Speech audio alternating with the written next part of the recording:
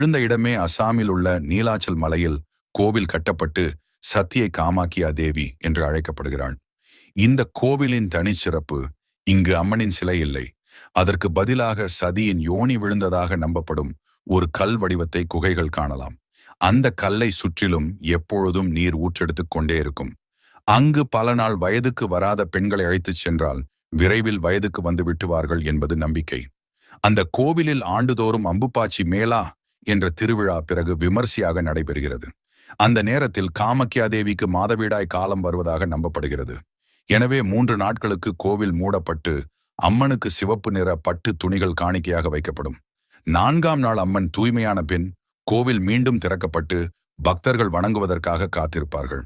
இந்த 3 நாட்களுமே பிரம்மபுத்திரா நதி சிவந்து காணப்படுவதாகவும் அது அம்மனின் மாதவிடாய் இரத்தமும் என்று பலரால் நம்பப்படுகிறது. இந்த கோவிலின் மற்றொரு சுவாரஸ்ய